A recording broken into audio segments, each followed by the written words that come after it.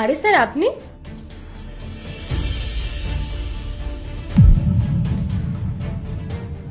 আরে ম্যাডাম, এটা আপনি কি করছেন? আপনি আমার পায়ে হাত দিচ্ছেন কেন?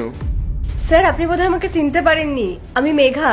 ওই ক্লাস 8 আপনি আমাকে টিউশন পড়াতেন, মনে পড়ছে? ম্যাম, আপনি ওর পা ধরছেন কেন? ও একটা সিকিউরিটি গার্ড আর আপনি ওর পা ধরছেন? তুমি দাঁড়াও। স্যার আপনার মনে পড়লো আমি মেঘা। হ্যাঁ, মনে পড়েছে। তুমি তো ক্লাস 7-8 আমার কাছে টিউশনই পড়তে।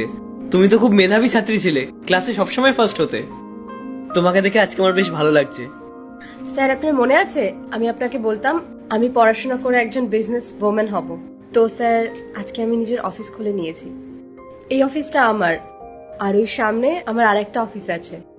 কিন্তু স্যার আপনি আমাকে একটা কথা বলুন, আপনি তো খুব ভালো একজন টিচার ছিলেন, তাহলে আপনি এখানে সিকিউরিটি গার্ডের জব কেন করছেন?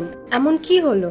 কিছুই না, আসলে আমার শরীর খারাপ হওয়া শুরু করেছিল, আর গার্জিয়ানরা তাদের বাচ্চাদেরকে আমার কাছ থেকে টিউশনই ছাড়িয়ে দিচ্ছিল, যাতে তাদের বাচ্চাদের না শরীর খারাপ হয়ে যায়। আর আমার যে জমানো টাকা পয়সা ছিল ওগুলো সব ভাইয়ের পেছনে খরচা করে ফেলেছি। ওকে পড়াশোনা শেখালাম, বড় মানুষ তৈরি করলাম, ভালো জায়গায় চাকরিও পাইয়ে দিলাম। আরও চাকরি পাওয়ার পরে আমাকেই বাড়ি থেকে বার করে দিল। আর আমার শরীর খারাপ নিয়ে আমাকে কথাও শোনাতে লাগলো।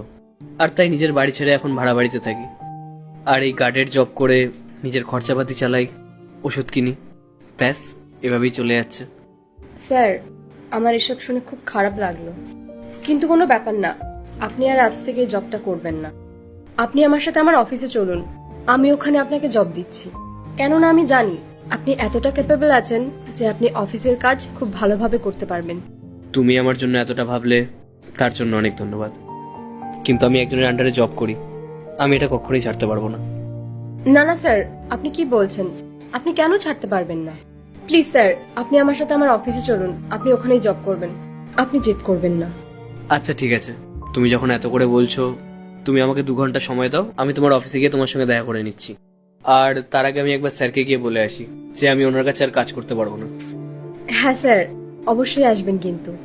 স্যার আপনি প্লিজ আমাকে ক্ষমা করে দেবেন। আমি আপনাকে না জেনে না বুঝে অনেক খারাপ ব্যবহার করে ফেলেছি, আর আপনার ড্রেস দেখে জাজ করে ফেলেছি। প্লিজ আপনি আমাকে ক্ষমা করে দেবেন, আই এম রিয়েলি সরি। আরে না না ম্যাডাম, আমার এসবে খারাপ লাগেনি, আমাদের এইসবের অভ্যেস আছে, কোনো ব্যাপার না। তুমি যাও, আমি 2 ঘন্টার মধ্যে আসছি।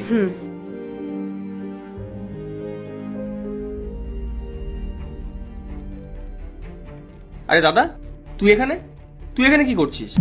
কেউ যদি জানতে পারে তুই আমার দাদা, তাহলে না জানি তারা কত ঠাট্টা করবে আমাকে নিয়ে, বলবে তোর দাদা একজন গার্ড। আচ্ছা ছাড়, তুই একটা কাজ কর, তুই এখান থেকে চলে যা।